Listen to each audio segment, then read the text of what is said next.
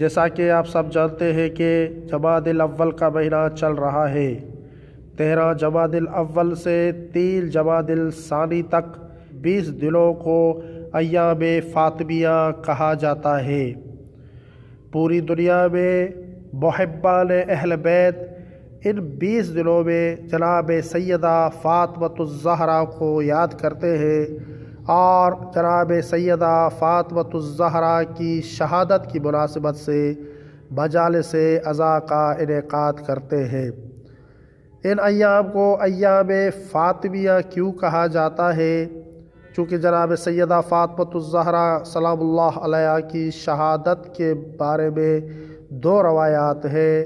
ایک روایت میں ہے کہ آپ کی شہادت رسول اللہ صلی اللہ علیہ وآلہ وسلم کی شہادت عظمیٰ کے 75 دن بعد واقع ہوئی۔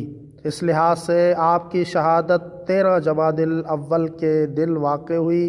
اور دوسری روایت میں ہے کہ رسول اللہ صلی اللہ علیہ وآلہ وسلم کی رحلت عظمیٰ کے 95 دن بعد جناب سیدہ فاطمۃ الزہرا کی شہادت واقع ہوئی۔ لہٰذا ان 20 دنوں کو تمام محبان اہل بیت جناب سیدہ فاطمۃ الزہرا کی شہادت کی مناسبت سے مناتے ہیں، مجالس کا انعقاد کرتے ہیں۔